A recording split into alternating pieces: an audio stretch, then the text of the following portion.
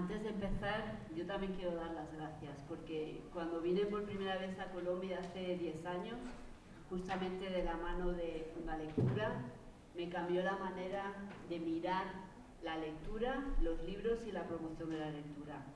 Y fueron sobre todo dos ejes o dos factores lo que me hicieron cambiar la mirada. Uno es mi maestro, Jesús Martín Barbero.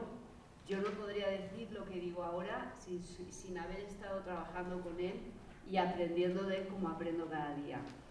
Y lo otro, Fundalectura, sobre todo los comités de valoración de libros. Para mí, poder asistir a esos comités, conocer el trabajo que realizabais, conocer todo lo que hacíais, esa manera que tenéis de hablar de los libros tan respetuosa, tan sin tirar por tierra nada, teniendo en cuenta todo el trabajo que hay detrás de cada libro, ese esfuerzo continuo durante 25 años de mejorar, de ir allí a hablar de la lectura.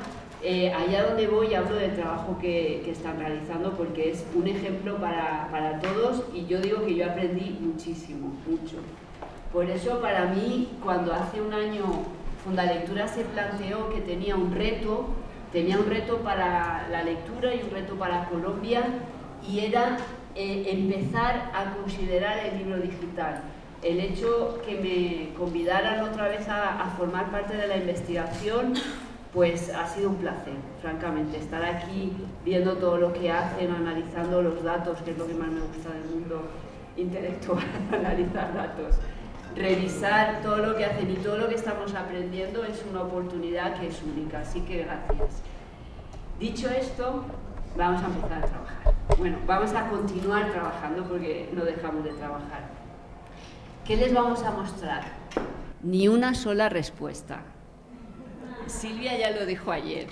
Néstor García Canclini, en su último libro, Un mundo extraño, lo dice: no tengo respuestas, tengo muchas preguntas.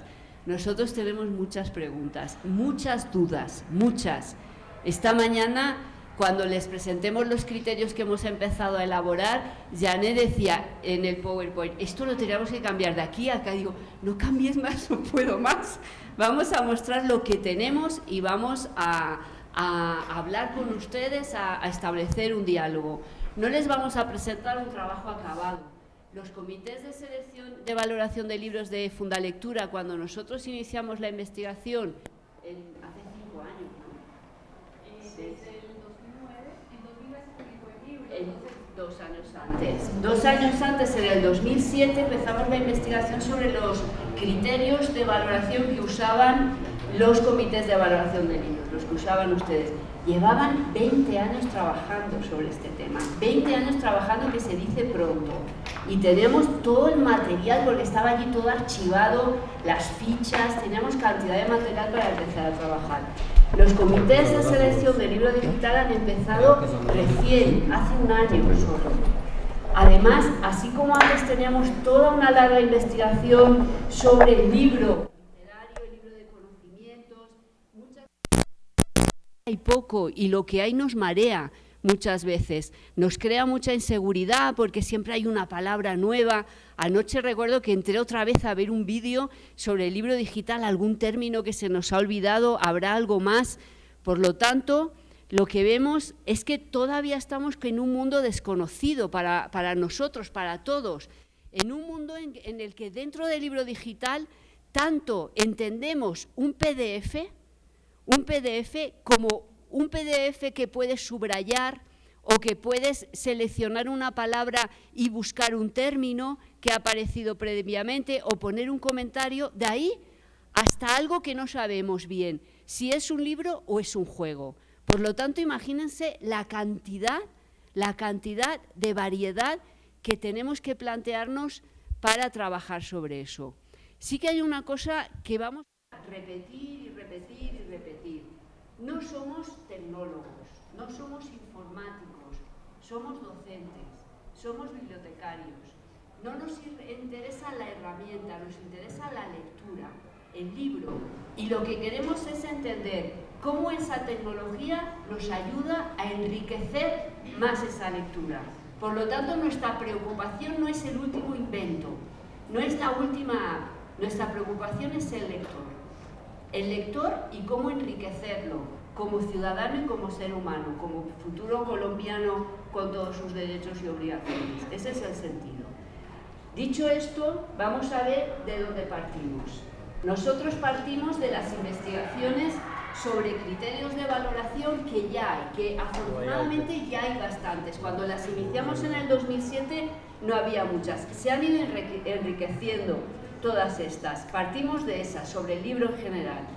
Partimos también de experiencias similares, como ha comentado ella, en la Biblioteca de Santiago de Chile han partido de la propuesta que hicimos de la investigación de los comités y continúan trabajando en ella, en el CEPLI en España también, etcétera. De esas experiencias que nos enriquecen.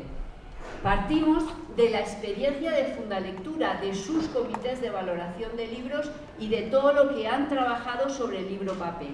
Libro en papel que es libro álbum también y que por lo tanto también incorporaba imagen, etcétera, y que son criterios que vamos a continuar utilizando.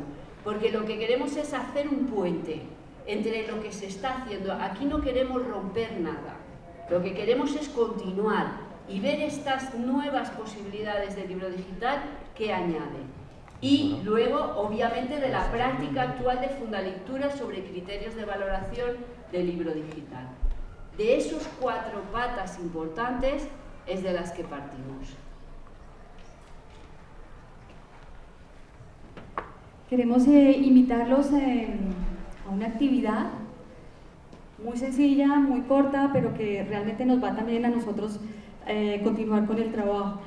Queremos invitarlos a que escriban en una hoja, por favor, aquí mi compañera de apoyo en el Congreso va a pasar lo que ustedes quieran, se les venga a la cabeza, palabras que se asocien con el libro digital. En una hojita, para que podamos clasificarlas, las que ustedes quieran.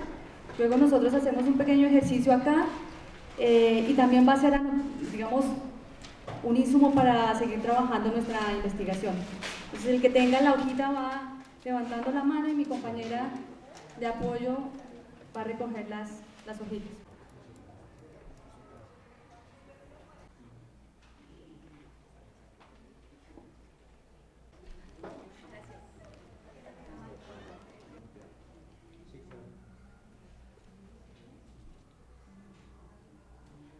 Esta mañana ya teníamos un poco la tarea adelantada porque pues ya dimos esta charla a otro grupo, ¿sí? Y hemos hecho una categorización,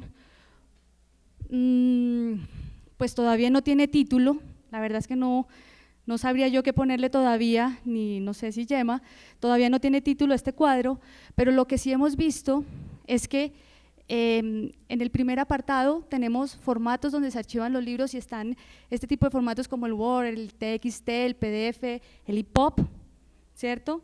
1, 2 y el 3, el que está circulando ahora, HTLM, ¿cierto? Y también ahí se habla por allí de HTLM5, ¿cierto? Que es como lo último que está sonando. Movie Pocket, App, ¿sí? Como formatos. Si nos estamos equivocando, alguien puede levantar la mano y decirnos, porque puede suceder. Aparatos en los que podemos leer o entornos de lectura. Tener claro este panorama, un computador, una tableta, un celular, una pizarra digital o un dispositivo cualquiera con pantalla y memoria. Los canales de distribución, YouTube, Amazon, eBooks, en Apple, ¿sí? En este momento también sabemos que hay sistemas operativos que no están aquí incluidos, pero que se me viene a la cabeza, Android y iOS, ¿no? Empezar a diferenciar ese tipo de cosas. Bueno, aquí nos toca abrir otra categoría, Gemma, más luego. Lugares virtuales donde se pueden acceder a estos libros, librería virtual, plataformas virtuales, bibliotecas virtuales como la Cervantes, saber diferenciar, plataformas de venta de libros que tienen las mismas editoriales o plataformas que de pronto una biblioteca nos permite acceder. Tipos de libros, múltiples, libro digital, audiolibro, enriquecido, interactivo, transmedia, literatura, sensible, diseño, son como términos asociados al libro. Esta mañana yo dije libro eléctrico. Yo decía, ay, por Dios, ya nos estamos chiflando. Con este ejercicio que vamos a continuar realizando, lo que queremos es un poco contestar a lo que hemos comentado al principio. A veces, imagino que si ya han ido a diferentes sesiones del Congreso, te mareas. Pero ese no es nuestro trabajo, volvemos a repetir. Yo creo que es necesario que nos hagan las cosas fáciles y las maneras. No nos interesa cuál es el último modelo de móvil, no nos interesa todo eso, al menos como docentes o bibliotecarios. Lo que nos interesa es que evalúen todo eso y vean qué nos sirve y qué nos va a ser útil para hacer de nuestro trabajo algo sencillo. Lo que nosotros necesitamos es algo tan sencillo como saber, tan sencillo y tan complicado como saber que cuando un docente o un bibliotecario habla de libro digital, tiene que saber más o menos qué formato para cuando lo lleve al colegio o a la biblioteca que funcione aquello y que no le complique la vida. Tiene que saber, por ejemplo, en qué aparatos lo vamos a usar, para cuál va a ser el más adecuado para nuestra clase o para nuestra biblioteca. Saber cuestiones como canales de distribución o lugares virtuales que han de ser públicos, como una biblioteca o una institución, etcétera, a los que podemos acceder a estos libros, o los tipos de libros de los que vamos a hablar ahora, ¿de acuerdo? De todo esto no vamos a hablar aquí. En un primer momento, en los comités de valoración de libros, cuando se pensó empezar a trabajar sobre el libro digital, sobre lectura en libro digital, pensamos en libros, como hacíamos antes en los comités. Escogíamos un libro y se llevaba. Teníamos una clasificación ensayada durante siglos que nos decía, pues cuento, poesía, teatro, álbum ilustrado, libro de conocimientos, y eran cosas que todos reconocemos. Pero ahora nos presentan un libro y nos dicen, eso es una app, eso es un no sé qué, y empezamos a investigar para poner un poco de orden. En algunas investigaciones, por ejemplo, como lo que estamos diciendo se va a publicar, van a tener todas las referencias de todos los estudios y los podrán consultar si lo que quieren. Por ejemplo, en Salamanca, en la Universidad de Salamanca, hay un grupo, están trabajando mucho el libro digital, y dentro de ese grupo hay un subgrupo que trabaja mucho el libro digital para niños y jóvenes. Hicieron como un mapeo de lo que se estaba publicando del libro digital en España, que es similar a Colombia, y entonces comentaron que básicamente de niños hasta 8 años, sobre todo lo que se edita en libro digital es lo que se llama libro enriquecido, libro con música, libro con un poco de movimiento, etcétera. Luego también, sobre todo, aplicaciones para tabletas como las que veremos al final de la sesión. Vamos a dedicar media hora a cosas prácticas para ver. Y otros dispositivos móviles. A partir de 8 años comentaban que lo que veían sobre todo es que se editaba en digital lo que ya se editaba en papel y que se encontraba más o menos lo mismo. Y en el caso de los jóvenes lectores se veía que se estaba publicando libro en la nube, lo que se llama lectura en streaming, lectura social, etcétera. Recientemente se ha defendido una tesis doctoral de Celia Turrión sobre el libro digital para niños y jóvenes. Y esta investigadora hacía una propuesta de todo lo que hay de libro digital como en 4 grupos. ¿Qué decía de estos grupos? Ella hablaba de audiolibros digitales, esos libros donde un narrador profesional lee en voz alta al niño o al joven. Narrativa multimedia, donde, por ejemplo, al texto se le unía imagen, sonido, se podían incluir algunas cuestiones interactivas, etcétera. También lo que llamaban narrativa hipermedia, donde, por ejemplo, podía aparecer texto, imagen, audiovisual, etcétera. Y narrativa multisoporte, es decir, narraciones en soportes diferentes. Bien, como le estamos haciendo un relato de lo que hemos hecho, llegamos ahí y nos planteaban muchísimos... ¿Y este libro qué es? ¿Es multimodal? ¿Es no sé qué? ¿Es no sé cuántos? No teníamos respuestas. Estas clasificaciones no nos daban respuestas, nos complicaban la vida. Y nos complicaban la vida que continuamos buscando más. Y entonces pensamos, ¿y por qué no lo hacemos como lo hemos hecho siempre en los comités? Vamos a características, vamos a cambiar el foco. No vamos a focalizar en el libro, sino en características. Y luego veremos cada libro qué características tienen. Lo hacemos de manera diferente. Empezamos a buscar otros artículos y encontramos una investigación justo del 2014, muy interesante, de un autor norteamericano que con su grupo empezó a trabajar las aplicaciones, lo que se llama el libro digital en forma app, las apps que tienen más movimiento, etcétera. Y él destacaba lo que tienen ahí. Destacaban que este tipo de libro tenía una serie de características que podíamos como clasificar en 3 apartados. Uno, lo que es el texto en concreto, y ahí, por ejemplo, destacaba lo que es la historia, el texto, ilustración, paratexto, etcétera. En otro apartado, lo que hacía era analizar, evaluaban los elementos multimodales, ¿qué es eso? Pues animación, interactividad, ahora lo explicaremos todo esto. Y luego lo que es la usabilidad, es decir, aquellas características que facilitaban el uso de ese libro digital para niños y jóvenes, ¿de acuerdo? Empezamos a mirar por ahí y cambiando el foco de lo que es el libro a la característica, empezamos a ver la solución. La solución que a lo mejor mañana ya no es solución, porque esto es continuar dándole vueltas, pero por lo menos veíamos un camino que nos podía dar respuestas y no nos complicaba la vida.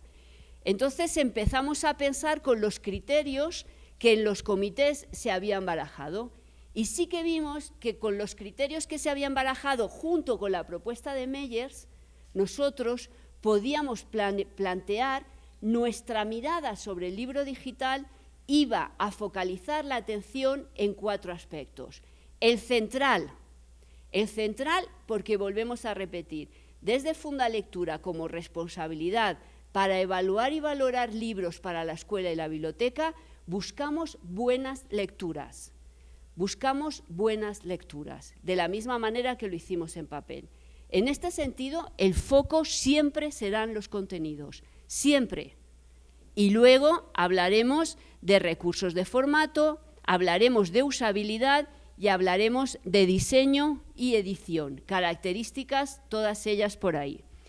Pero antes de continuar en estos aspectos, Janet van a contar un poco cómo ha ido todos estos, todo el trabajo, los problemas que se han encontrado de los comités en la evaluación de libros digitales. Bueno, comenzamos toda esta experiencia con el piloto de préstamo público de libros.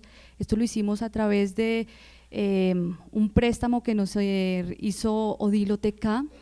Teníamos 3, Odilo TK es una plataforma de préstamo que están adquiriendo las bibliotecas en Latinoamérica. El principal objetivo de este piloto, primero, era revisar la oferta de libros digitales que había en el mercado. Segundo, ver el comportamiento de un grupo de personas frente al préstamo público de libros. Y tercero, iniciar la valoración de libros digitales. En este piloto hicimos en primer lugar, la Cámara Colombiana del Libro nos aportó una lista de 300 títulos que durante 2013 y 2014 registraron un ISBN digital. Primer hallazgo, los libros digitales tienen un ISBN digital.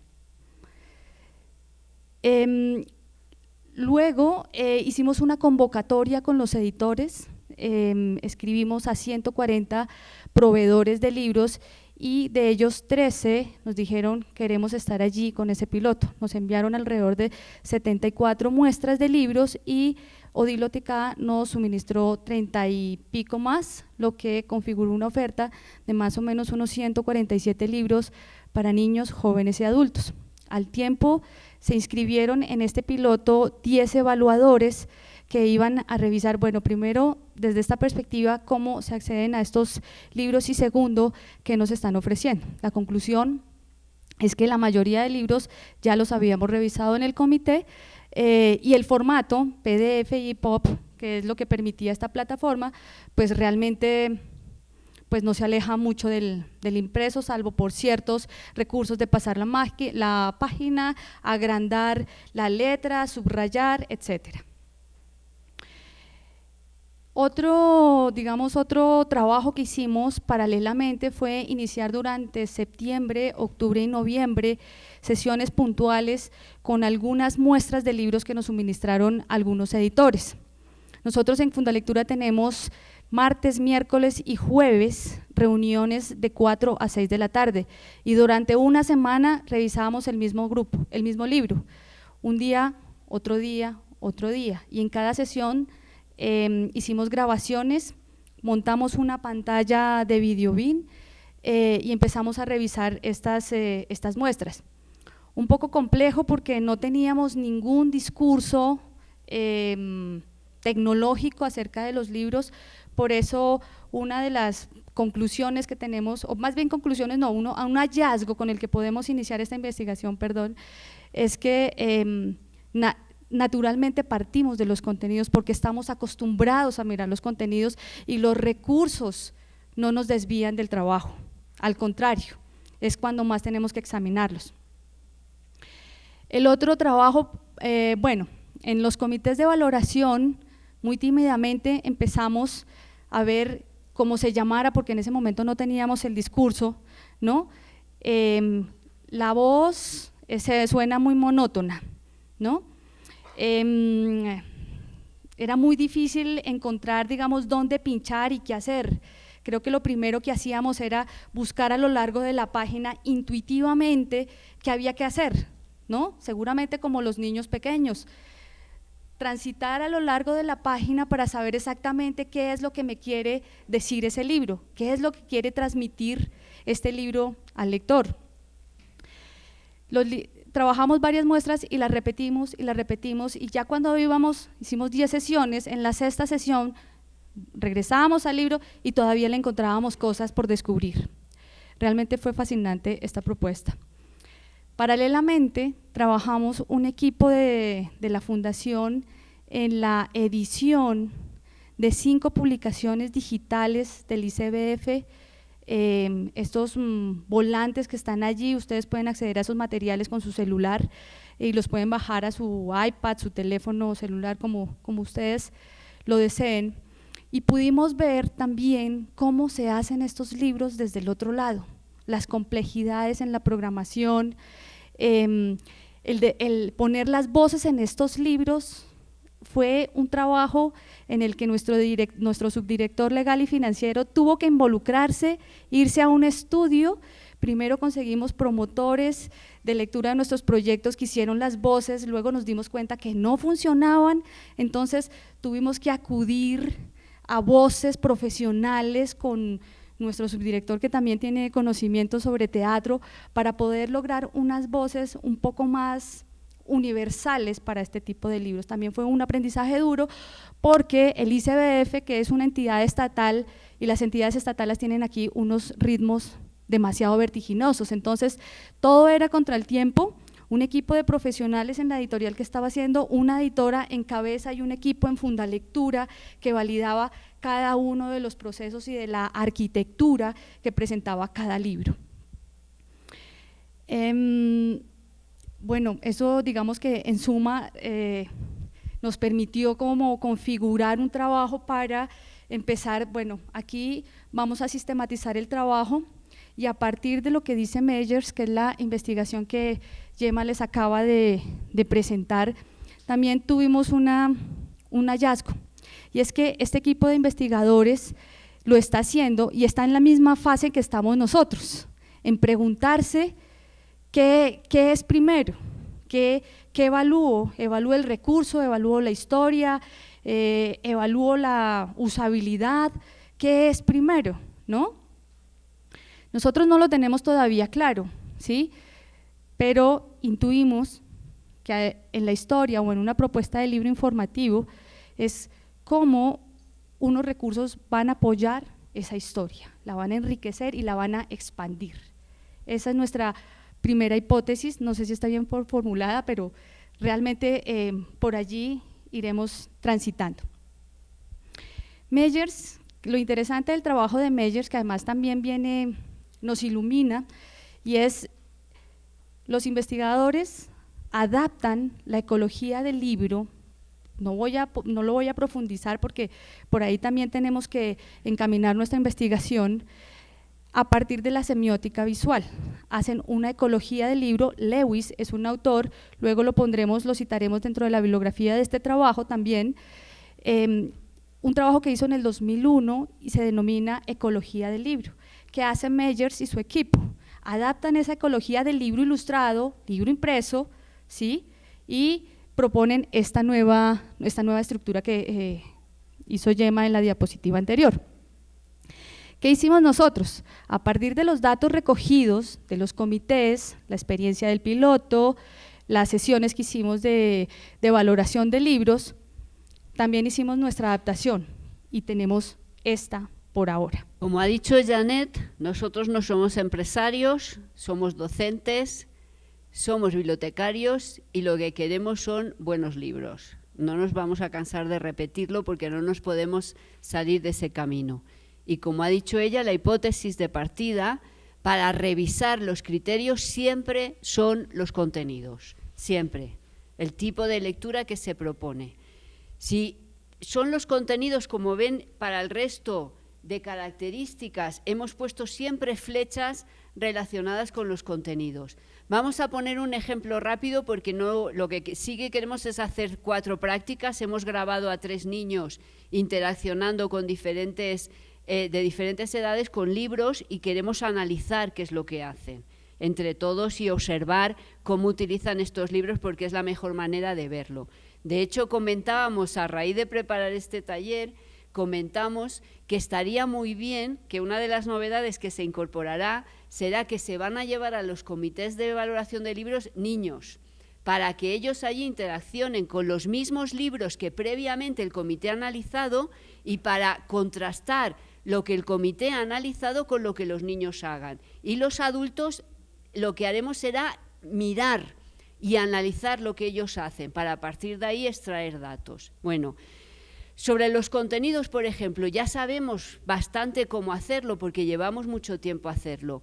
¿Qué cambia? ¿Qué cambia cuando lo hacemos en libro digital? Vamos a pensar con el ejemplo que van a ver luego. Luego van a revisar, vamos a ver Caperucita Roja. En la Caperucita Roja del libro digital que les vamos a revisar, verán que se cuenta el cuento y luego hay un juego. Y en ese juego lo que tiene que hacer el niño o la niña es ordenarle la habitación a Caperucita. ¿Ustedes se creen que Caperucita era desordenada? Caperucita era una pobre desgraciada. Una pobre desgraciada que antes de que los hermanos Grimm cogieran la versión, era una pobre niña a la que el lobo, es decir, los jóvenes la engañaban y la violaban, y era un relato para advertir a las jóvenes que fueran con cuidado. Luego los hermanos Grimm en el siglo XIX vieron que aquello... y entonces lo que pusieron una madre que le daba una orden, no vayas por tal camino. Y Caperucita no era desordenada, era desobediente. Pero esta propuesta del libro digital nos introduce el desorden. Entonces, eso lo tenemos que analizar, eso es lo que nos analizamos en referencia al contenido.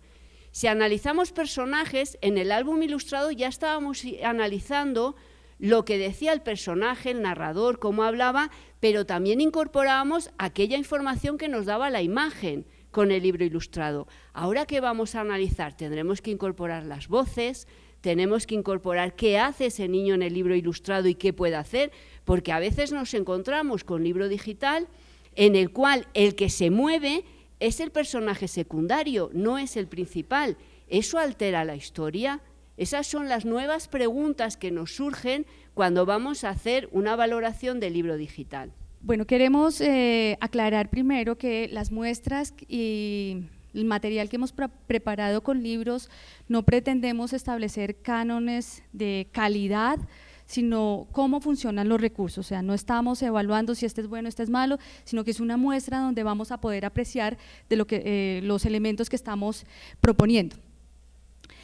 Dentro de esta estructura, lo que coincidíamos más o menos con el libro impreso, pues además de los contenidos, es el tema de diseño y edición, pues consideramos también el formato, las imágenes, la diagramación, la tipografía, la corrección normativa, pues que hace referencia a la gramática, la puntuación, la ortografía, ¿sí? Pero que hay un elemento nuevo y es que también tenemos narradores dentro de los libros, entonces también tendremos que mirar no solamente el tema de sonido que va asociado a los recursos del formato o recursos multimodales, también como le dicen algunos estudios, no solamente la neutralidad de la voz, sino también qué está contando y cómo lo está contando y cómo esa voz se mimetiza dentro del relato.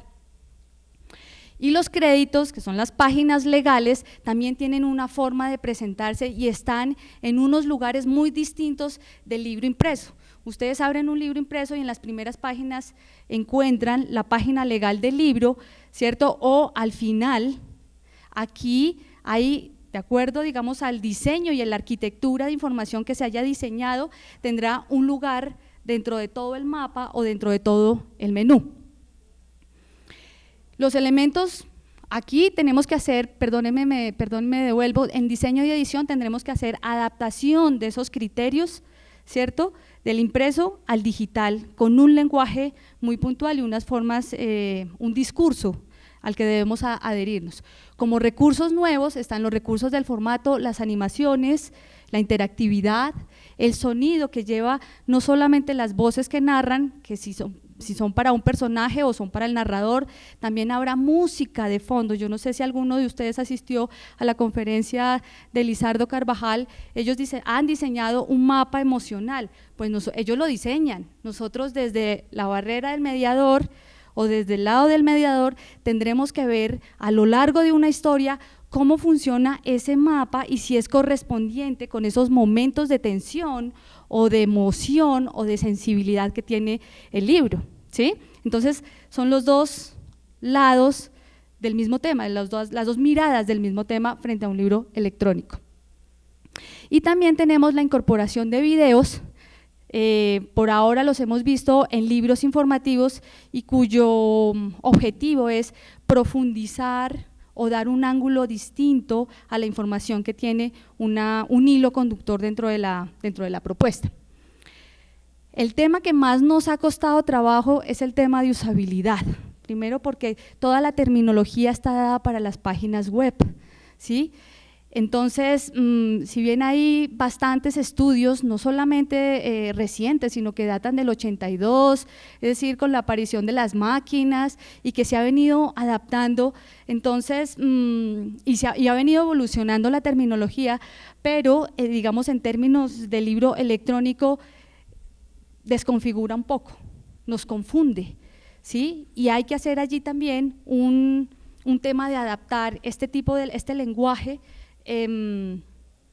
a los criterios del libro electrónico. Tenemos aquí varios puntos, los voy a mencionar rápidamente porque se nos acaba el tiempo. Facilidad de aprendizaje, bueno, usabilidad, parece obvio, ¿cierto? Hace referencia al uso de una aplicación, lo resumo así de básico. Facilidad en el aprendizaje, que el lector pueda recordar muy fácilmente cómo transita alrededor del libro y eso tiene una relación directa con la navegabilidad, cómo transita el lector adulto o niño o joven dentro de la página. La eficiencia, que está también muy relacionada con esa facilidad y con esa navegabilidad, es decir, que el lector no pierda tiempo transitando por las páginas. Retención en el tiempo, que luego de usar y navegar por esa página y vuelva a los días o a la siguiente sesión, que recuerde cómo funciona ese libro. Nosotros en los comités, ahora que volvimos a revisar cada uno de los libros, yo ya no me acordaba de ciertas cosas, pero cómo era que hacía, es que el elefante se comía la manzana, pero cómo era que se hacía y le hacíamos y no podíamos acordarnos. No quiere decir que esté bien o mal, también depende del lector, ¿sí? Tasas de error, esperamos claramente que los libros no tengan errores, por supuesto en lo impreso hay erratas, pero lo que menos espera un lector, comprador sobre todo, que va a hacer una inversión en un libro de estos es que no funcione la aplicación o no funcione el libro, o que, bueno, los editores tampoco esperan que eso pase, pero en el mundo digital es más difícil controlar esto, y lo sabemos porque en el proceso de edición de los 5 libros lo vivimos. Satisfacción subjetiva, fíjense la terminología, es sencillamente si el lector le gusta ese libro, si le fascina, si lo conmueve. Control, que el lector tenga el control de la aplicación y no la aplicación ejerza control sobre el lector, es así de sencillo. Habilidades, que reconozca las habilidades del lector, que no lo subestime. Este también es un criterio que nosotros tenemos en los comités. La privacidad, hemos visto aplicaciones que los usuarios pueden hacer ciertos, a partir de las herramientas que ofrece la misma aplicación, ciertos dibujos que luego pueden subir a Face, a Instagram, ¿no? Y circular por la nube. La arquitectura de la información es un término también muy nuevo, muy complejo y atado siempre, o por lo menos lo he visto desde mi profesión como bibliotecóloga, muy ceñido a los sistemas de información bibliotecaria. Aquí es un término nuevo que se incorpora y se adapta, y es la forma, que se adapta a un libro electrónico, y es la forma como el editor estructura la información, ¿sí? Y la hace navegable, la hace asequible, ¿sí? En distintas capas, lineal, horizontal, profundidad, ¿sí? De tal manera que el usuario, lector, no se vaya a perder dentro de la aplicación. Y la arquitectura de la información va a redundar luego en todo el tema de usabilidad, navegabilidad, etcétera, etcétera. Y finalmente, accesibilidad, que está muy relacionado con los libros que se diseñan, por ejemplo, para población con discapacidad, o en el caso de los libros de enfoque diferencial que se hicieron para el ICBF. Cuando nos planteamos todas estas características, hay una cuestión que no tenemos que perder de vista, y es que estamos trabajando con niños y jóvenes. Por ejemplo, cuando Jané mencionaba la privacidad, uno de los criterios que tal vez nos pueda llevar a no comprar o no leer una aplicación es que esa aplicación, sin ningún tipo de control, hace que cualquier comentario que el niño haga lo suba a cualquier red social. Los niños no pueden subir sin un consentimiento paternal explícito, y eso significa que por defecto no tiene que dejar nunca que pueda el niño entrar en… Son estas cuestiones que no nos hemos planteado habitualmente y que ahora tenemos la obligación de plantearnos, porque tenemos que preservar, no solo los educamos en lectura, sino tenemos que preservar su privacidad también. O cuestiones como el control que comentaba. Hay aplicaciones que el niño no tiene ninguna posibilidad de hacer nada, ni de ir adelante, ni de ir hacia atrás. Le obliga a hacer solo lo que la aplicación dice, con lo cual resta imaginación y resta todo. Llegados a hay un aspecto que sí que plantea el Grupo de Salamanca, lo de los paratextos, que sí que plantea el Grupo de Salamanca y otros, que es analizar los paratextos. ¿Qué es los paratextos? Por ejemplo, los me gusta que se dejan en un libro digital, los comentarios, los trailers de libros que te llevan a comprar el libro, etcétera. De momento no los hemos considerado porque ya tenemos bastante con esto, y una vez pongamos un poco de orden aquí continuaremos con los paratextos, pero de momento lo hemos dejado fuera. Y ahora ya les toca trabajar a ustedes, ¿eh? Ya se pueden despertar con el tintico que les van a ofrecer enseguida, y les vamos a proponer unos retos. Mientras preparamos el video, hay una cosita que se me olvidaba o que se nos… pero que es muy importante y también fue un aprendizaje, y era el tema de los metadatos, ¿no? Los metadatos en un libro, cómo los gestiona un editor y cómo los hace visibles al mediador, el que está buscando esos metadatos, ¿no? Una forma es como los registra el editor y otra manera es como los registra desde la biblioteca. En la biblioteca con el impreso lo tenemos muy claro porque llevamos mucho tiempo haciéndolo a través de la catalogación y la clasificación, y hay un bibliotecólogo que se ciña a las normas, porque si eso tenemos los bibliotecólogos o los bibliotecarios es que somos así cuadriculados, ¿cierto? Pero que… Bueno, ya está listo. Los metadatos lo continuamos luego porque aquí tenemos… Bueno, la idea es que vamos a pasar 3 videos con 3 niños que amablemente nos colaboraron con esto, y era también ver cómo percibían o cómo recibían los niños estas historias. Entonces, vamos a pasar el primer video y los invitamos que lo observen, lo analicen y luego lo comentemos. Le había hecho. Érase una vez una adorable niña. Su encantadora abuelita le había hecho una capa con una caperuza de color rojo para poder ver a su nieta cada vez que venía a visitarla. La niña siempre la llevaba puesta y todos la llamaban Caperucita Roja.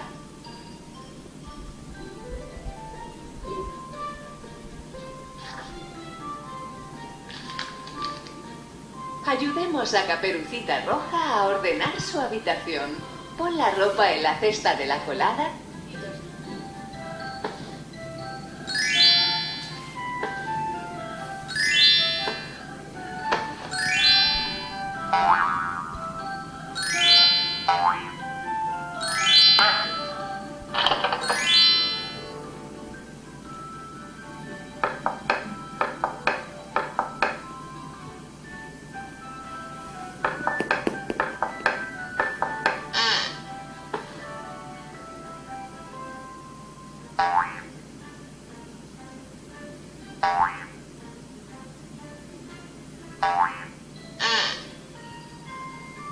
Muy bien, Caperucita.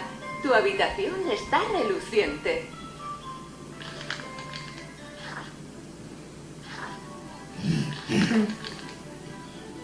¿Qué debería llevar Caperucita Roja a su abuelita? Toca.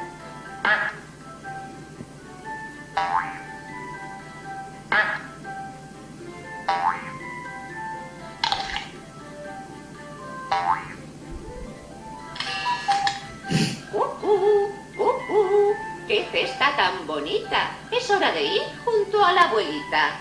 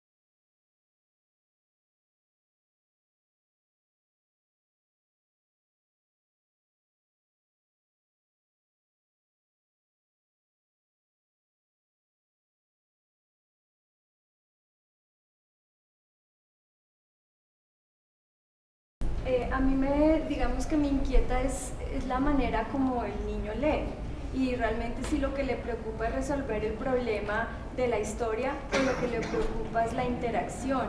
Yo siento como cierto afán de que algo se mueva en el libro, de que algo pase. Entonces por eso él insistentemente en algún punto, cuando se resuelve el problema del cuadrado, él intenta meter el cuadrado, quitar las esquinas. Él quiere que algo pase y de alguna manera la atención está centrada en esa interacción, más no en lo que se está contando. Cierto que en algún momento también el niño se distrae de lo que le han venido contando hasta ahora, aun cuando aquí la historia tiene un protagonismo mayor que en el anterior ejemplo. Vamos a ver si podemos unir todos los comentarios, porque nos queda una historia más que sí que queremos pasar, porque es un álbum ilustrado muy diferente. Sobre si es libro o no, no lo sé. Lo tendremos que ir definiendo. A medida que vayamos creando los criterios, los tendremos que ir definiendo. Sobre los contenidos y tal, es curioso porque en la sesión anterior la crítica que se ha hecho a este libro ha sido una crítica ideológica muy fuerte. Y ha sido una crítica ideológica al libro y que podría haber sido hecha exactamente al libro en papel. Daba exactamente igual que fuera en papel que fuera en libro digital. Y es que el cuadradito nunca toma ninguna decisión. Siempre son los redonditos, los redondos, los que toman las acciones y jamás le consultan al cuadradito. Con lo cual la inclusión no es el pobre tonto que es diferente de los demás y los que son iguales van tomando todas las iniciativas. De hecho, si se fijan, podemos interpretar de diferentes maneras, porque al final de todo, cuando el niño ya tiene el cuadradito, ya tiene la puerta para entrar en la escuela, el niño por lógica lo que hace es que entrarlo. Y no, hay que pasar pantalla porque son los redonditos los que tienen que coger de la manita al cuadradito, porque es tan tonto que aunque tiene la puerta cuadradita, no puede pasar dentro de la clase. Ese es el comentario de esta mañana que les juro que ni Janet ni yo habíamos visto cuando la habíamos revisado. Por eso es tan bueno los comités de valoración, o por eso es tan bueno hacer esto, porque entre todos construimos significados y entre otros vemos cosas que los demás, que nosotros no hemos visto. Por lo tanto, fíjense que la característica del libro que esta mañana esta persona nos ha tirado por tierra y al libro completamente, porque ya lo hemos visto desde esta perspectiva, daba igual que fuera digital a que fuera en papel, porque la crítica al libro, esa característica era igual en un formato que en otro. Aquí hay que tener en cuenta que tenemos una limitante muy grande, y es que la producción en español es muy escasa, se está dando, es incipiente, y para poder tener unos criterios y una mirada más amplia necesitamos tener una buena muestra. ¿Sí? Y eso es lo que nos va a permitir poder tener un rango más amplio, ir de lo general a lo específico, así como lo hemos hecho en impreso. La segunda cosa que quería comentar, ustedes alcanzaron a percibir el niño desesperado. Aquí es cuando la máquina controla el lector. Y la tercera cosa, que lo acabas de mencionar tú, tiene que ver con la edad, ¿sí? En el siguiente ejemplo vamos a ver una historia muy distinta que creemos, no lo aseveramos, apela a un lector un poco más grande. ¿Por qué? Por el tema y el tratamiento de ese tema, ¿sí? No sé si podemos pasar a la siguiente historia. 2 minutos. Es un lector de 7 años y el libro Es así, se llama Es así, de Paloma Valdivia, está impreso y luego pasó a ser digital. Bueno, el de Es así no nos funcionó, pero no queremos irrumpir en el tiempo del refrigerio. Voy a pasar esta otra propuesta. Para las personas que no han llegado al principio de todo, lo que hemos explicado al principio es que solo llevamos un año con esto. Un año es muy poco. Con los comités anteriores estuvimos 20 años los comités funcionando y 3 años con la investigación para sacar algo que ya estaba muy estudiado, y esto es nuevo. Por lo tanto, todo lo que estamos planteando, el congreso y el taller nos ha ido bien para decir, de aquí 4 meses tenemos que hacer esto y poner un poco de orden a lo que teníamos. Ahora, como comentamos al principio, lo que hoy decimos que va así, igual de aquí un mes irá de otra manera, porque estamos construyendo todo esto muy poco a poco y revisando todas las cuestiones. Ahora vamos a ver este libro digital y veremos todo lo que se puede hacer con él. Bueno, este libro digital lo hizo Conaculta, está disponible gratuitamente en la página de ellos, ¿sí? Es una ¿Perdón? Conaculta, México. Aquí hay un menú, desafortunadamente no lo alcanzan a ver desde allá, pero cuando lo exploren detenidamente hay un menú que nos permite, bueno, es la historia, la biografía de Amado Nervo puesto en imágenes y distintos recursos. Aquí hay el menú que nos permite transitar por la obra, ¿sí? Y dentro de la obra vamos a tener una selección de textos,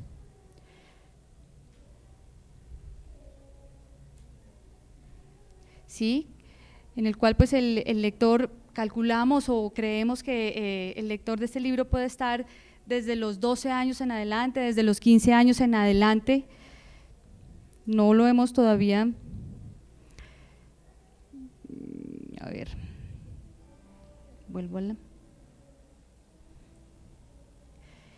Aquí tiene otro tipo de recursos y son entrevistas, críticas. El poema El fantasma soy yo, de Amado Nervo, de apasionados por la obra de Amado Nervo, distintas aristas de lo que ha significado la obra del poeta y él en sí mismos. Condición de Nervo como un escritor. Varios especialistas invitados.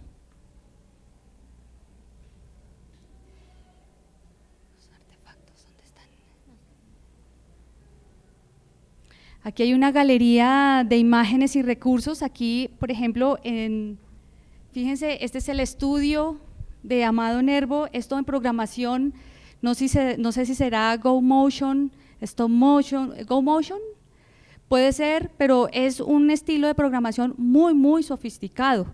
Entonces, si vamos girando la tableta, como lo ven ustedes, ¿sí? Podemos…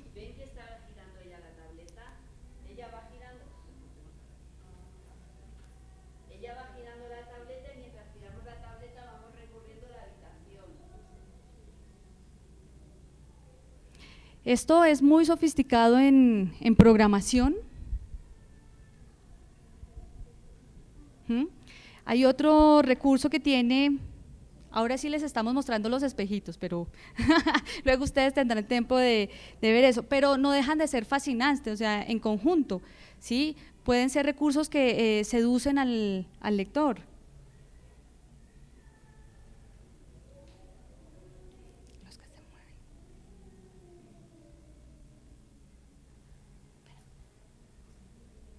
Este es otro tipo de, imagínense lo que puede hacer un museo, una editorial con un tema, integrar una serie de recursos para profundizar en un tema puntual. Maravillas, maravillas. Cuando están claros los contenidos, esa intención, qué recursos utilizo y en función de qué los estoy utilizando y para quién. Este es un modelo de libro digital que perfectamente pueden leerlo tanto un adulto como un adolescente. De esta manera hemos hecho todo el recorrido de edades y aquí han visto una mayor complejidad de lenguajes, de formatos, de propuestas, donde la lectura no es solo lectura de textos, sino es lectura de muchas cuestiones.